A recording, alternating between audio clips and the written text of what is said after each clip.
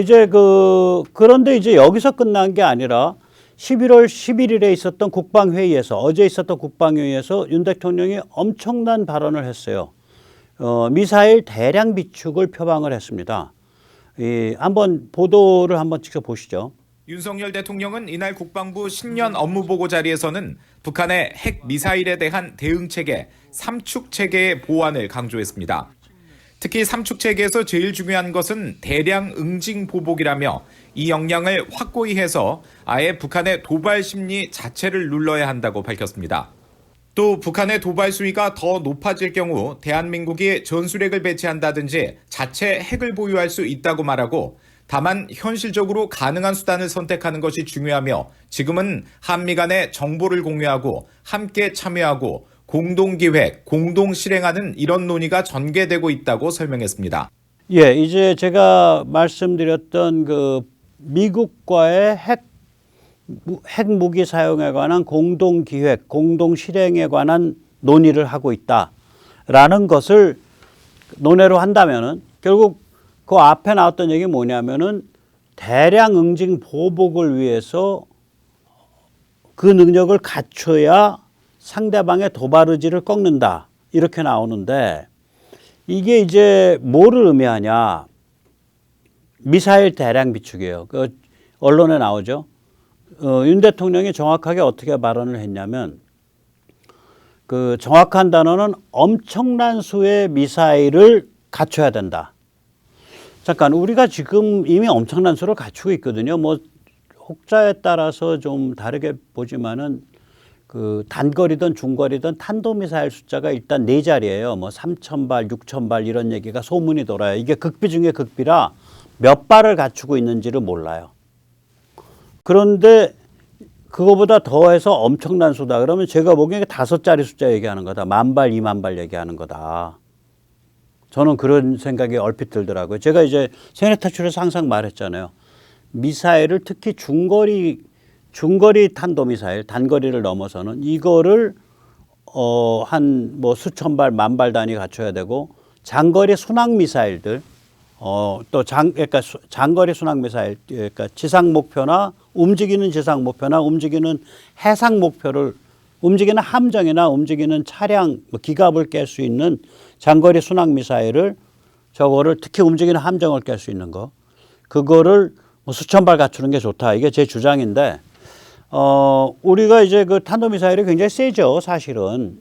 이게 아마 이제 현무 상가 발표할 때 이렇게 보여준 국방부 쪽인가 그쪽에서 보여준 자료인데, 이게 사실은 저거죠. 저기 현무가 아니라 현무는 완전히 감춰놨어요. 저기 KTSSM 단거리 탄도미사일이죠. 예. 그 다음에 저건 이제 LSAM 요격미사일 요번에 성공한 거, LSAM-1. 네. 그러니까 우리가 미사일 기술이 상당히 좋고, 이게 급속도로 지금 숫자가 불어가고 있는 상태거든요. 그런 상태에서 엄청난 수의 미사일을 갖춰야 된다라고 이제 대통령이 말을 했단 말이에요. 그리고 이제 지난 12월 30일에는 전국을 다 이렇게 환하게 불을 밝혀준 그런 고체 연료 로켓 실험이 있었죠. 그때 추력이 그게 중거리용 추력이라고요. 그럼 우리가 갖추고 있는, 또 앞으로 갖춰야 될 그러한 탄도미사일들이 북한만 겨냥한 거냐? 또 우리가 갖추게 되는 장거리 순항미사일들이 북한만 겨냥한 거다? 아니죠. 북한을 명분으로 삼아서 중국을 겨냥하는 겁니다. 중거리 탄도미사일, 이걸 IRBM이라 그러는데 3,000km에서 5,000km 갑니다. 서울에서 티벳 끝, 키르기스스탄, 타지키스탄 국경까지가 제일 멉니다. 4,500km고요. 나머지는 보통 이제 3,500km 안에 다 들어옵니다. 한마디로 윤 대통령이 말하는 엄청난 수의 미사일은 북한에 대한 대량 보복 능력을 훨씬 넘어선 겁니다. 중국에 대한 대량 보복 능력을 의미하는 것이기도 하죠. 물론 우리가 중국에 먼저 전쟁 걸면 바보죠. 그러나 이 같은 중국과의 동반자살 패키지를 갖추어 놓아야 중국이 우리를 건드리지 않습니다. 백모 용어로는 동반자살 패키지라 그러고요. 군사에서 이제 국방부에서 쓰는 건 독침 전략이라고 부르는데, 이때까지 독침이라 그럴 때 말하자면은 북한만 생각하고 독침했는데 사실은 중국에 대한 독침을 이제 만들어야죠. 중국과의 동반자살 패키지를 만들어야 됩니다. 그게 중거리 탄도미사일들, 그다음에 장거리 순항미사일입니다. 한국의 지정학적 위치로 보면 이 장거리 순항미사일 같은 경우에 500에서 1000km 정도 나가기 때문에 한국이 장거리 순항미사일을 비행기에서 투발하는 거, 그다음에 함정이나 지표에서 쏘는 걸로 500에서 1000km짜리들을 갖추고 있으면은 중국 해군이 거의 박살이 나버려요. 박살이 납니다. 우리도 A2AD죠. 너희가 A2AD야? 우리도 A2AD죠. 예. 그래서 이거를 보다 보면 이제 여러 가지 생각이 듭니다. 한국은 한편으로는 이제 사겹 요격망을 두르고 있죠. 그 중에 이제 탄도미사일 요격망이 3겹이고 장사정포 로켓탄과 비행기 방어가 한 겹이 추가됩니다. 밑바탕에. 그 탄도미사일 요격망을 이제 KAMD라고 부르죠.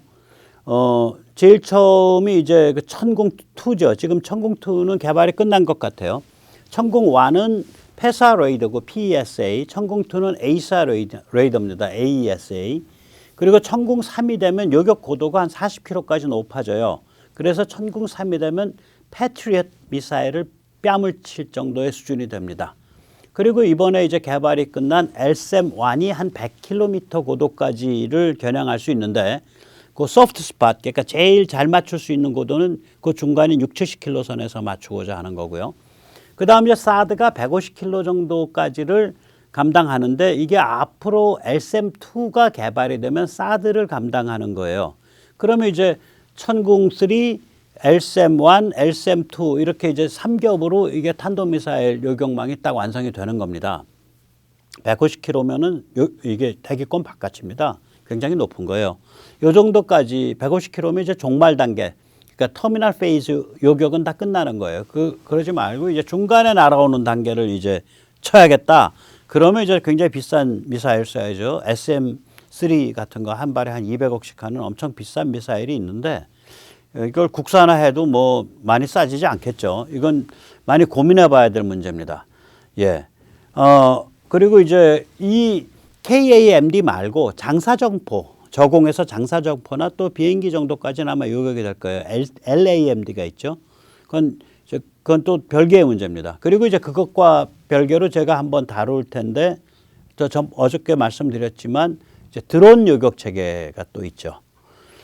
싸구려 드론들. 비싼 드론들은 비행기 요격하듯이 요격을 하면 돼요. 방공망으로. 근데 싸구려 드론들, 뭐 한 대에 1000만 원, 2000만 원짜리들을 두고 몇 억짜리, 몇 천만 원짜리 미사일을 쏠 수가 없으니까 그건 어떻게 요격할 거냐. 그런 문제가 있는 거죠. 예. 그래서 이제 이런 요격 체계를 갖춰 놓고 이건 가고 있는 길이고요. 그것과 별개로 공격 대량 응징으로 10,000발, 20,000발에 이르는 단거리, 중거리 탄도미사일을 갖추고 또 수천 발에 이르는 장거리 순항미사일을 갖춘다. 이래 버리면은 중국은 꼼짝 못해요. 한국이랑 감히 어떻게 해볼 생각을 못한다고요. 이 정도 되면 그 독침이 아니라 아주 사천왕 아수라입니다. 이게 이제 한국이 대단한 게 미국더러 이를 가져가서 배치해달라 이런 소리도 아니고요. 미국 것을 사서 쓰겠다도 아니에요. 아직은 시간이 좀 있거든요. 아직은 시간이 있습니다. 왜냐하면 중국이 지금 이거 이제 한반도에서 도발한다는 얘기는 전면전 도발인데 전면전 도발할 수 있는 준비가 안 돼 있어요. 그렇다고 해서 아주 죽자사자 발악을 할 준비도 안 돼 있고 아직은 시간이 있으니까 예, 한국에서 이제 개발해서 막 찍어내겠다는 거거든요. B2 스텔스 폭격기 조종사 출신으로 베이징 주재 미국 대사관 무관을 한 중국 통이고 백악관 안전보장회의에서도 NSC에서도 근무했었던 브레인이 있죠. 네, 로버트 스팔딩입니다. 네, 제가 번역한 중국은 괴물이다. 원 제목은 The Stealth War, 비밀스런 전쟁. 네, 그 책의 이제 번역본의 316쪽에 보면 이런 이야기가 나옵니다. 트럼프 대통령이 러시아와 중거리 핵미사일 제한 협정을 종식시킨 만큼 우리는 이제 중거리 탄도미사일을 개발해서 동맹국에 배치할 수 있게 됐다. 글쎄요, 이게 어느 동맹국인지 몰라도, 일본은 자기들 미사일을 지금 개발하거나 미국에서 돈 주고 사고 있고요. 한국은 자기들 미사일을 미친 듯이 개발해서 자기들이 깔고 있죠. 이게 이제 제가 이 구절 읽으면서 씩 웃었어요. 한국이 미사일을 개발을 못했던, 한국에 이런 강력한 미사일이 없었던 건 한국이 원하지 않아서가 아니라 미국이 한국 족쇄를 묶었죠. 한국의 미사일 개발을 못하게 했죠. 그러니까 로버트 스팔딩의 얘기도 담배 먹던 시절의 구독들이에요. 미군이 자기들 미사일을 한국에 배치하는 게 아니라 우리가 세계 최정상급의 미사일을 개발해서 양산해가지고 대통령의 말을 빌자면 엄청난 수로 깔아버리겠다. 이렇게 되는 거죠. 예. 그러니까 참 특이한 케이스예요, 한국이.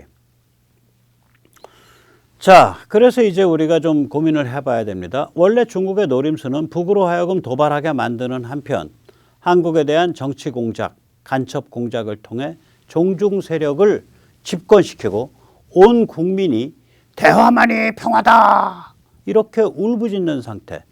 이걸 이제 스톡홀름 신드롬 상태라고 부르는데, 스톡홀름 신드롬 상태에 빠뜨리는 게 중국의 목표입니다. 그렇게 되면 이제 한국을 장악하는 거니까. 그런데 이게 개꿈이 된 거예요. 우선 첫째, 우리가 종중 세력의 집권을 막습니다. 앞으로도 막습니다. 세상에 좋고 우리가 정신을 번쩍 차리기 시작했기 때문에 막습니다. 둘째, 미국이 중국 사랑에서 중국 제압으로 완전히 노선이 180도 변했습니다. 셋째, 중국이 내부 모순으로 힘을 못 씁니다. 그래서 중국의 한국에 대한 전략은 폭망했습니다. 그래서 그동안 음모를 진행한 것에 대해 대가만 중국께서 치르시면 되겠습니다. 네, 그 대가는 바로 한국 군사력의 비약적 발전과 두 번째는 한미일 삼각동맹의 출연이 되겠습니다. 네, 대가만 치르십시오. 싸게 치르겠네요. 그걸 이제 중국 관점에서 이렇게 보면 이게 딜레마예요. 그러면 이제 중국 관점에서 보면 북한을 시켜서 도발을 하면 지금 일어난 일처럼 한국에 강화되고 한미일 동맹이 탄생하고 그렇게 힘이 넘치니까 언젠가는 북한이 자유화되고 이런 현상이 벌어지고요. 그거가 싫어서 북한을 내버려두면, 북한을 시켜서 도발하는 것을 안 하면, 아무 일도 못 해보고 북한이 자유화되고, 북한 자유화된 다음엔 중국 민심이 폭발하죠. 야, 중국 특색 사회주의가 뭐 좋다고 하지만 뭐 이게 뭐냐 이게. 북한 애들 자유화되니까 막 1년에 15%씩 성장하고 20% 성장하고 이제는 우리 중국도 곧 넘는다는데, 이렇게 되면 중국 민심이 폭발해요. 그 체제를 뭐 먹어주질 않아요. 지금 벌써 그 코로나 때문에, 그리고 중국 그 경제 폭망 때문에 민심이 이미 폭발을 한 상태거든요. 중국 특색 사회주의에 대해서 사람들이 신용을 안 하는 거거든요. 이 중국 체제나 러시아 체제의 특징이 있습니다. 거기도 일종의 사회 계약이 있습니다. 뭐냐? 자유 없어. 정치에 관심 갖지 마. 그 대신에 생활은 나날이 윤택하게 만들어줄게. 그게 인민 혹은 주민과 체제 사이의 계약 내용이 그겁니다. 탈정치화, 디폴리티사이즈 시켜주는 대신에 점점 더 풍요로운 삶을 보장해 주는 것, 생활을 안정시켜 주는 것. 그리고 그것이 좋은 체제라고 선전하는 게 체제 선전의 핵입니다. 중국에서는 그 좋은 체제임을 증명하는 한 단어로 그거를 중국 특색 사회주의라고 불렀고요. 러시아는 그것을 좋은 체제라고 하는 한 단어가 그게 모스크바는 제3로마다. 기독교 정신, 그것이 비잔티움을 통해서 모스크바로 이어졌다. 이것이 이제 모스크바, 그걸 그렇게 부르는 거예요. 그러니까 이 걔들의 사회계약은 뭐냐면 거기도 사회계약이 있는 거예요. 우리 자유 필요 없고 우리 자유민주주의 필요 없어. 그거 골 아픈 거야. 우리 그런 거 안 해. 그거 받아들일게. 그리고 우리 정치에 관심 끊을게. 그 대신에 나의 생활을 어제보다 오늘이, 오늘보다 내일이 조금이라도 윤택해지게 계속 만들어줘. 서로 그렇게 암묵적인 사회 계약이 돼 있는 거예요. 계약이 돼 있는 거예요. 이 계약이 깨져버리는 거라고요. 중국에서. 그 계약을 깨뜨리는 결정적인 그 바늘이 뭐냐? 북한 자유화, 그 자유화에 이은 북한의 급속 발전이 그 계약을 깨는 계기입니다. 이걸 제가 굉장히 오래전부터 주장을 해왔는데, 예. 지금은 아마 미국에서도 이 사정을 알 거예요. 당연히 알겠죠. 뭐 저보다 훨씬 더 전문적이고 똑똑한 사람이 한둘이겠어요. 예, 여기서 아까 이제 잠깐 말씀 나왔던 스톡홀름 신드롬에 대해서 말씀드리겠습니다. 스톡홀름 신드롬이란 무엇이냐? 자기를 착취, 학대, 억압한 자와 그자와 자기를 일체화시키는, 그자에 대해서 동조하는, 그자와 한편이 되는, 그럼으로써 그것이 살아나기에 유리하다. 살아남기 유리하다라고 판단해서 그런 식으로 무의식적으로 작동하는 그런 상태입니다. 1973년 스톡홀름 은행에 강도가 들었습니다. 강도는 도주로가 막혀서 은행 안에서 인질극을 벌였습니다. 6일 동안 인질극을 벌였습니다. 6일 동안 인질로 잡혀있던 사람이 인질 상태에서 스웨덴 수상과 통화를 하면서 아유 제발 경찰 넣지 마세요. 예, 저희 지금 인질로 잡고 있는 이분들이요. 네, 참 좋은 사람들이에요. 절대 우리를 해칠 리 없어요. 착한 분들이에요. 절대로 경찰 넣지 마세요. 경찰이 들어와서 총격전 벌어지면요. 저희는 이분들 총에 맞는 게 아니라 경찰총에 맞아 죽을 거예요. 이러고서 얘기를 했어요. 그래서 이 상태를 스톡홀름 신드롬이라고 부릅니다.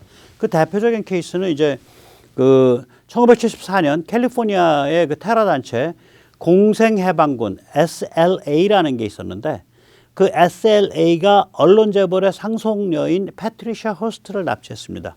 그러고 나서 10주가 지나서 패트리샤 허스트가 이 납치범들과 함께 은행 강도짓을 벌였습니다. 예, 그 스톡홀름 신드롬이라 그러죠. 그러면 이제 이게 뭐냐? 친북, 친중, 종북 풍조는 스톡홀름 신드롬입니다. 우리 사회의 좌빨 레시피입니다. 이거죠.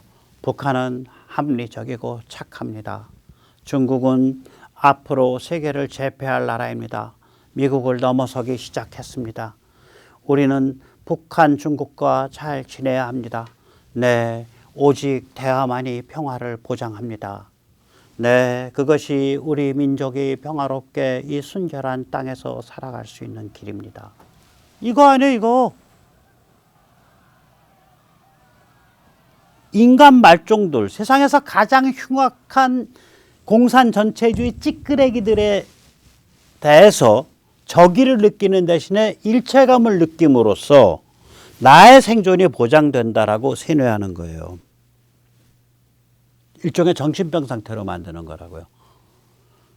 친북, 종북, 친중, 종중은 정신병입니다. 스톡홀름 신드롬입니다. 그리고 그 정신병으로 온 민족을 몰아서 넣는 자가 저 차 타고 가는 저런 자입니다. 이런 자. 그리고 이것을 전략을 세워서 뒤에서 딱 받쳐주고 있는 게 중국이에요. 그러니까 한편으로는 북한을 시켜서 도발을 시키고 빵빵빵. 그다음 한편으로는 간첩, 종중, 친중, 종북, 친북을 시켜가지고 스톡홀름 신드롬에 걸리도록 모든 국민이 그렇게 만들고. 그럼 이제 저같이 야, 그 북한이나 중국이나 그거 공산 전체주의 찌끄레기들이고 그거 인간 도살자들이야 이렇게 말하면은 저거는 극우 전쟁 수구 꼴통 이렇게 낙인 찍고 이 게임이었죠. 30년 동안. 네, 이 게임이었습니다.